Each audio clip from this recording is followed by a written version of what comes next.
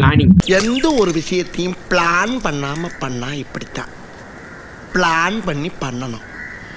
Okay. நான் ஸ்ட்ரெயிட்டாவே start பண்ணி வச்சிருவேன். நம்ம ஒரு இப்போ குண்டன் டிகா கூட ஆரம்பிச்சீங்கன்னா லெஃப்ட் ஹேண்டர் நானா இருந்தா Vaibhav Arora in one and Sunil Narine அதை 2 போட்டு சுனில் நரேனை வந்து அரௌண்ட் த விக்கெட் வர சொல்லுவேன். அரௌண்ட் த விக்கெட் இந்த சென்ஸ் வந்து லெஃப்ட் ஹேண்டருக்கு ஃபேஸ் பண்ணி அம்பையருக்கு ஒரு ரைட் சைட்ல நம்ம பார்வையில் அம்பையருக்கு ஒரு ரைட் சைட்ல to make it more clear உங்களுக்கு ஒரு இமேஜும் நான் போடுறேன். ஸோ நான் அப்படி கொண்டு வந்து டீப் மிட் விக்கெட் வச்சிருவேன். தேர்ட் மேனா பின்னாடி வச்சிருவேன். ஆர்எல்ஸ் வந்து மிட் ஆன் லாங் ஆன் வச்சிருவேன். லாங் ஆன் வச்சு நான் அந்த ஒரு ஆர்ம் டெலிவரி போடுவாரு சுனில் நரேன். அப்படியே பால் வந்து டக்குன்னு பாட்டு நியூ பால் எல்லாம் கொஞ்சம் உள்ள வந்து எனக்கு என்னமோ மாட்டிக்கு வர லாங் ஆன்ல கொடுத்து கேட்ச் பார்க்கலாம். நான் அக்ராஸ் ஆடி அவுட் ஆயிருக்காரு நிறைய வாட்டி. டீகாக் நம்ம வந்து அக்ராஸ் ஆடி அவுட் ஆகி பார்த்துருக்கோம். இதுல உங்க தாட்ஸ் என்ன, நீங்க என்ன பிளான் பண்ணுவீங்க? டீகாக்கு நீங்க சொன்ன அந்த பிளான் தான். அவர் பெருசா ஸ்வீப் ஆட மாட்டார், அதையும் சொல்லிடுறேங்க. அவர் பெருசா ஸ்வீப் ஆட மாட்டாதனால நல்ல விஷயம் தான். நீங்க வருண் சக்கரவர்த்தியை ட்ரை பண்ணலாம், சுனில் நரேன் யாரை வேணா ட்ரை பண்ணலாம். 2 பேரும் ட்ரை பண்ணாலுமே வந்து பெட்டர் ஆப்ஷன் தான். ஆனா வருண் சக்கரவர்த்தி போனீங்கன்னா கொஞ்சம் பேஸ் ஆன் டெலிவரி இருக்கனால அவர் அப்படியே நின்று இடத்துல வந்து ராக் பேக் பண்ணி அடிச்சிருவாரு. சுனில் நரேன் போனா கொஞ்சம் கெஸ்ஸிங் இருக்கும், உள்ள வரதா வெளியே போதா அவர் மாதிரி தடவு வர வாய்ப்பு இருக்கு.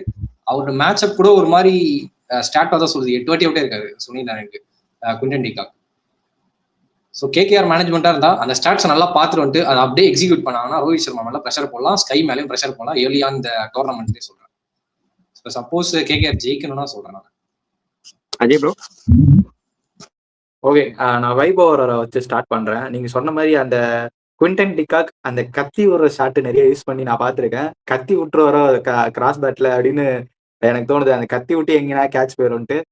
சுனில் நரேன் இன்கேஸ் வந்து உள்ள வந்து போட்டா எனக்கு தெரிஞ்சு மூக்கு மேல கிளம்பி அந்த லாங் அண்ட் லாக் ஆஃப்ல வந்து கேட்ச் வந்துடும். என்னதான் இருந்தாலும் மும்பை சின்ன கிரவுண்டா இருந்தாலும் இன்னைக்கு மேட்சை பார்த்துருந்தீங்கன்னா உங்களுக்கு தெரிஞ்சிருக்கும். சின்னசாமி ஸ்டேடியம்ல மூக்கு மேல கிளம்பினா பவுண்டரி லைனுக்கு முன்னாடியே நின்றுது பால். அந்த மாதிரிதான் நடக்க போகுது நாளைக்கு மேட்ச்லயும். குவிண்டன் டிகாக்கு இப்படிதான் செட்டப் பண்ணுவாங்க. ஒன்னு சுனில் நரேன் இல்லைன்னா வந்து வைபவ் வரோரா. இதுல வந்து கொஞ்சம் டிஃப்ரெண்டா பாத்தீங்கன்னா நவ்தீப் சைனி எங்கிருந்தோ வந்து ஒரு விக்கெட் எடுக்க பாப்பாரோ குவிண்டன் டிகாக்கு அப்படின்னு நினைக்கிறேன். Okay, interesting. ஸோ பாப்பா வெயிட் பண்ணி என்ன நடக்க வந்து நம்ம அடுத்து வந்து கேகேஆர் ஃபின்னாலன் பேர்லாம். ஃபின்னாலன் ஸ்டார்ட் பண்ணுவாரான்னு நானா இருந்தா ஓப்பனிங்ல நான் சைஃபர்ட் ஸ்டார்ட் பண்ணுவேன். கார்த்திக் ப்ரோ சொன்ன மாதிரி நான் சைஃபர்ட்டா தான் ஆடுவேன். ஏன்னா வந்து இப்ப அவருக்கு அந்த ஃபாஃப் டூப்ளசி ஸ்டாண்ட்ஸ்க்கு வந்துட்டாரு. ஏன்னா அவருக்கு வந்து இப்ப அந்த ஃபிளிக் எல்லாம் ஈஸியா பேஸ் பவுலர்ஸ் ஆக்சஸ் பண்ண முடியும். கொஞ்சம் கொஞ்சம் அந்த ஸ்வீப் ஆடுறாரு, கொஞ்சம் முன்னாடி வராரு. இதுவே வந்து ஃபின்னாலனோட டிஸ்அட்வான்டேஜ் என்னன்னா பின்னாடி போய் ஸ்பின்னர்ஸ்க்கு இந்த வேர்ல்ட் கப்ல எஸ்பெஷலி ஸ்பின்னர்ஸ்க்கு நிறைய வாட்டி அவுட் ஆயிருக்காரு. நீங்க ஃபைனல்ல அக்ஷர் பட்டேலுக்கு அவுட் ஆனார். அதுக்கு முந்தின மேட்ச் காட்டன் போல்டு ஒண்ணுமே இல்லாம பின்னாடி போய் தொட்டு விட்டு அவுட் ஆயிருவார். ஸோ ஃபின்னாலன் நான் ஸ்ட்ரைட்டாவே சப்போஸ் விக்கெட் விழலைன்னா I start with Deepak Chahar, Trent Boult and Deepak Chahar ஒரு ட்ரெடிஷனல் வே போவேன். சப்போஸ் ஒரு விக்கெட் விழல அப்படின்னா third over I try to bring in Allah Ghazanfar இல்லைன்னா திலக் வர்மா. இது கொஞ்சம் இன்ட்ரெஸ்டிங்கா இருக்கும். பட் மெயின்லி அல்லா கசன்ஃபர் கொண்டு வரலாம். அல்லா கசன்ஃபர் ஆப்கானிஸ்தானுக்கான பவர் பிளேல அதிகமா சக்சஸ் எடுத்திருக்காரு. மிஸ்ட்ரி ஸ்பின்னர் ஸ்ட்ரெயிட்டாவே அல்லா கசன்ஃபர் வந்தா ஃபின்னாலனுக்கு ஒரு பெரிய தட்டு. கண்டிப்பா பின்னாடி போவாரு, ஒன்னு சுத்தி ஸ்டெம்ப்ல வாங்குவாரு, இல்லைன்னா எங்கேயாச்சும் கேட்ச் கொடுப்பாரு அப்படின்னு தோணுது. ஃபீல்ட் செட் வைஸ் பாத்தீங்கன்னா ஒரு ஒரு நார்மலா ஸ்பின்னர் போடுற ஒரு லென்த்ல போடணும். ஒரு ஸ்லாட்டுக்கு அந்த லென்த் அதுக்கு ஒரு நடுவுல ஒரு பொசிஷன் இருக்கும். ஸோ அங்க போட்டு ஃபின்னாலன் பின்னாடி தான் போவாரு. ஒரு மிட் விக்கெட் அதே மாதிரி குவிண்டன் டிகாக் வந்து மிட் விக்கெட் வச்சிருக்கணும். இவருக்கு என்னமோ எனக்கு அந்த பாயிண்ட் ரீஜன்ல ஒரு ஃபீல்டர் வச்சா நல்லா இருக்கும்னு தோணுது. ஏன்னா சைட்ல வந்து போய் ஸ்வீப் ஆட ட்ரை பண்ணுவாரு. ஸோ டீப் பாயிண்ட் வச்சு போடுறது எனக்கு ஃபின்னாலனுக்கு நல்லது. உங்களோட தாட்ஸ், நீங்க ஃபின்னாலனுக்கு உங்களோட அப்ரோச் எப்படி இருக்கும்? Starting with Karthik bro. ஃபின்னாலனோட வீக்னஸ் பாத்தீங்கன்னா லெஃப்ட் ஆர்ம் சீமர் தான் சொல்லலாம். ட்ரெண்ட் போல்ட் தான் ஒரே ஒரு டெலிவரி தான் அந்த அவே கோயிங் லெஃப்ட் ஹேண்டர் வந்து ரைட் ஹேண்ட் அவே கோயிங். இன்னி கூட ஃபில்ஸ் ஆட்டம் ஃபின்னாலன் ஒரே டைப் ஆஃப் பேட்ஸ்மேன் தான். எனிதிங் கால் அந்த சைடு ரொம்ப ஸ்ட்ராங்கா பேட் ஸ்பீடு எல்லாம் வச்சு ஒரு நோ லுக் ஷாட் மாதிரி அடிச்சிருவாங்க. பிரிவிஸ் அடிக்கிற மாதிரி லெக் சைட்ல ரொம்ப பவர்ஃபுல். அதே பால் கொஞ்சம் அந்த அவே கோயிங் டெலிவரி ஒன்னு சும்மா யுனைடெட் சும்மா போட்டாரு அந்த பாலே கொடைகால் போயிட்டாரு. ஸோ ஃபின்னாலனுக்கு ஒரே பிளான் என்னன்னா அவர் காலில் பார்த்து போடக்கூடாது.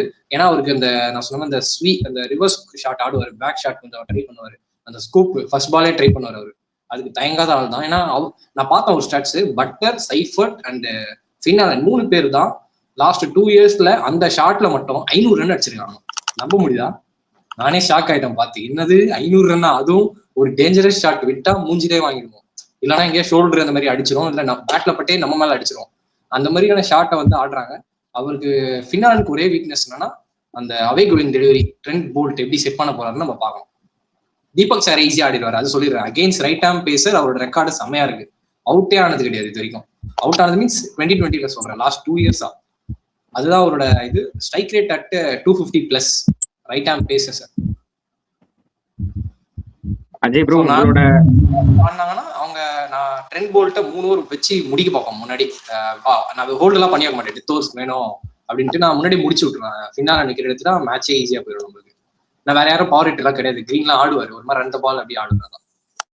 ஓகே அஜய் ப்ரோ, இப்ப அந்த அதர்சன் சாரி கார்த்திக் ப்ரோ வந்து அந்த ஃபின்னாலன் வந்து பின்னாடி அடிக்க போகும்போது ஷோல்டர்ல படுனாரு. அஜய் ப்ரோ திடீர்னு ஷோல்டரை பிடிக்க ஆரம்பிச்சாரு. அந்த ஃபீலிங் அவருக்கு இருந்திருக்குன்னு நினைக்கிறேன். தெரியல எப்படி ஃபின்னாலன் கான்டெஸ்ட் நீங்க ஷோல்டர்ல வாங்கின அடி நிறைய இருக்கு. ஓகே, கார்த்தி சொல்லியிருந்தான் மோர் லைக்லி வந்து அவுட் கமிங் டெலிவரிஸ் வந்து ஃபால்ட் மாதிரி ஆடுவாரு அப்படின்ட்டு. இவர் வந்து பேபி சால்ட் நம்ம சொல்லிடலாமா? எஸ், லெக் சைட் ரொம்ப ஸ்ட்ராங், ஆஃப் சைட் கேமும் இருக்கு. பட் அவே கோயிங் டெலிவரி எடுத்துட்டு போனா கொஞ்சம் ஸ்ட்ரகிள் பண்ணிருக்காங்க 2 பேருமே, நான் பார்த்த வரைக்குமே ரீசெண்ட் டைம்ஸ்ல சொல்றேன். ஓகே, அப்ப பேபி சால்ட் பாரு இனிமேட்டு. பேபி சால்ட் அவே கோயிங் டெலிவரிக்கு, அதாவது அவுட் ஒரு வெளியே போற டெலிவரிக்கு அவுட் நிறைய இருக்காருன்னு அப்படின்னு கார்த்தி சொல்லியிருக்காரு. மோர் லைக்லி அந்த லெஃப்ட் ஹேண்டர் ஒரு டிஸ்அட்வான்டேஜ் இருக்கும்னு நினைக்கிறேன். அப்ப அந்த அவே கோயிங் டெலிவரியில ஆல்மோஸ்ட் நான் வந்து ட்ரெண்ட் போல்ட் தான் செட் பண்ணுவேன் அவருக்கு. ட்ரெண்ட் போல்ட்டை செட் பண்ணிட்டு பின்னாடி வேணா ஸ்லிப்ல யாராவது வச்சு கேட்ச் பிடிக்க முடியுமான்னு ட்ரை பண்ணுவேன் அந்த அவே கோயிங் டெலிவரியில. பார்க்கலாம், இது கொஞ்சம் ஒரு டிஃப்ரெண்டா நான் சொல்லி வைக்கிறேன். ஸ்லிப் கேட்ச் வரும்னு நினைக்கிறேன். எப்படி செட் பண்ண போறாரு ஹர்திக் பாண்டியான்னு தெரியல, அந்த ஸ்லிப் கேட்ச் வைப்பாரான்ட்டு. நெக்ஸ்ட் யார் வந்து போட்டா நல்லா இருக்கும் அப்படின்னு பார்த்தீங்கன்னா, நான் ஹர்திக் பாண்டியாவோட அந்த ஃபர்ஸ்ட் ஓவர் டெலிவரி நான் மிஸ் பண்றேன் அந்த பவர் பிளேல. எனக்கு தெரிஞ்ச ஹர்திக் பாண்டியா ஒரு அக்ரெசிவா வந்து ஒரு பால் ஒன்று போடுவாரு ஷார்ட்ரா. அந்த பால்ல பார்க்கணும்னு நான் நினைக்கிறேன் இந்த ஒரு ஐபிஎல் சீசன்ல 2026ல. ஃபின்னாலனுக்குன்னு சொல்லல, நான் மொத்தமா இந்த ஐபிஎல் சீசனுக்கு சொல்றேன். ஹர்திக் பாண்டியா பவர் பிளேல ஒரு ஓவர் போடணும்னு. ஓகே, சோ ஒரே ப்ரோ ஃபின்னாலனுக்கு ஒரே ஒரு ஃபீல் செட்டப் மட்டும் சொல்லிடுறேன். நான் எப்படி ட்ரெண்ட் போல்ட்டா யோசிப்பேன், நான் என்னோட ஆங்கிள் இருந்து சொல்றேன், இது யூஸ் பண்ணுவாங்கன்ட்டுலாம் சொல்ல வரல. நான் வந்து ஸ்ட்ரெயிட்டாவே அந்த பின்னாடி ஒரு டீப் ஃபைன் லைட் கொஞ்சம் ஸ்கொயரா வச்சிருவேன். எப்படின்னா கீப்பருக்கு கொஞ்சம் அப்படியே கொஞ்சம் தள்ளி வைப்பேன், லேசா ஸ்ட்ரெயிட்டரா தான் வைப்பேன். ஏன்னா அந்த ஸ்கூப்புக்கு நான் வச்சிருவேன் டெஃபினட்டா. என்ன நீ அடிக்க பார்ப்பேன், நான் அவுட் சைட் ஆஃப் ஸ்டம்ப்ல போட்டேன், நான் வந்து அடிக்க பார்ப்பாரு கன்ஃபார்மா ஃபின்னாலன் ஆடினா. சைஃபர்ட்டும் அதே தான், அவருக்கும் அதே தான், பிரச்சனை இல்லை. ஏன்னா அவருக்கு இன்கமிங் டெலிவரி வீக்னஸ் அவருக்கு. அதனால என்ன பண்ணாரு, உள்ள வந்து இப்படி பெரட்டி உள்ள அப்படின்னு பார்ப்பாரு. அங்க ஒரு டீப் ஃபைன் லைட்ல ஒரே ஒரு ஃபீல்டர் கொஞ்சம் ஸ்ட்ரெயிட்டரா வச்சுட்டு நான் வந்து லாங் ஆன இல்ல லாங் ஆஃப் ஏதாவது ஒண்ணுத்த வந்து கவர் பண்ணிப்பேன். ஏன்னா அவங்களோட கோ டு ஷாட் அங்கதான் ஆடுறாங்க. அவங்களோட ஸ்டாட்ஸ் நான் இன்டெப்தா எடுத்து பார்த்தேன். இவங்க 2 பேரும் இப்படிதான் அடிக்கிறாங்க, என்னதான் வீக்னஸ் இருக்கு. பட் அவங்களோட அதை 2ம் கவர் பண்றேன்னா நம்மளுக்கு அவங்களோட ஸ்கோரிங் ஏரியாவே அதுதான். அந்த mid wicket to long on, அந்த அப்புறம் அந்த டீப் ஃபைன் லைட், அந்த ரிவர்ஸ் ஷாட் ஒன்று ஆடுறாங்க ஸ்கூப், அது மட்டும் தான். ஓகே, நீ சொன்ன மாதிரி சைஃபர்ட் அண்ட் ஃபில்ஸ் இது இவரு பேபி சால்ட் ஆடினார்னா எனக்கு தெரிஞ்ச அந்த உள்ள வெளியே போடுற பவுலர் கம்பேக் ஆக முடியும் அப்படின்னு தோணுது. யாருன்னு உங்களுக்கு தெரியும் உள்ள வெளியே போடுற பவுலர்? தீபக் சகர். வாங்கடை கொஞ்சம் குட்டி கிரவுண்டு, அது பட்டுச்சுன்னா டாப் எஜ் 6 போயிடுது. இவங்க சும்மா பேட் வச்சா போயிடும்னு தோணுது. பார்க்கலாம் நாளைக்கு மேட்ச் என்ன நடக்குது. இன்ட்ரெஸ்டிங். ஆனா 2 பேருக்குமே ஒரு வீக்னஸ் என்னன்னா, அவருக்கு வந்து அவே கோயிங் டெலிவரி ஃபின்னாலனுக்கு லெஃப்ட் ஹேண்டர்ஸ் போடணும், left arm seamers. Right arm seamers வந்து யாராவது ஒருத்தர் நல்லா உள்ள ஸ்விங் பண்ணணும் அவருக்கு. யாருக்கு? சைஃபர்ட்டுக்கு. ஏன்னா அவர் ஓப்பன் ஸ்டான்சஸ் டாப் டுப்ளசி மாதிரி நிற்பாரு. அதனால கொஞ்சம் உள்ள ஸ்விங் பண்ணா அவர் ரொம்ப ட்ரபிள் இருந்துருக்கு ரீசென்ட் பாஸ்ட்ல. இல்ல அவர் கரியர் எடுத்து பார்த்தாலே பிபிஎல்ல கூட அப்படிதான் ஸ்ட்ரகிள் ஆயிருக்காரு. இன்கமிங் டெலிவரி ஷார்ப்பா போடுற இன்கமிங் டெலிவரி. பும்ரா இருக்காரு, வருமா பார்க்கலாம். ஓகே, சோ இப்ப எனக்கு ஸ்பின்னருக்கு என்னோட பிளான் கொடுத்துட்டு இது பேசறதுக்கு நான் என்ன பண்ணுவேன்னா, ஃபார் எக்ஸாம்பிள் ட்ரெண்ட் போல்ட் போடுறாரு ஃபார் ஸ்பின்னர்ல, அவே கோயிங் டெலிவரி போடுறாருன்னா எனக்கு என்னமோ வந்து தேர்ட் மேனை பின்னாடி வச்சிருவேன், கவர்ஸை பின்னாடி வச்சிருவேன். ஏன்னா வந்து அவே கோயிங் டெலிவரி என்ன பண்ணுவாங்க, கவர்ஸ் மேல ஆட பார்ப்பாங்க. ஸோ எட்ஜ் எடுத்து தேர்ட் மேன் மேல போய் கேட்ச் போடலாம், அப்படி ஒன்று பார்ப்பேன். இல்லைன்னா வந்து தேர்ட் மேன் கண்டிப்பா எனக்கு பின்னாடி இருக்கணும் ஃபார் ஃபின்னாலன் அந்த மாதிரி ஃபீல்ட் செட்டுக்கு. ஸோ கொஞ்சம் ஸ்லிப்பா வச்சிருப்பேன், கொஞ்சம் அவர் தள்ளி வந்து கொஞ்சம் ஃபைனரா இல்லாம தேர்ட் மேன் நிப்பாரு அட் லாங்.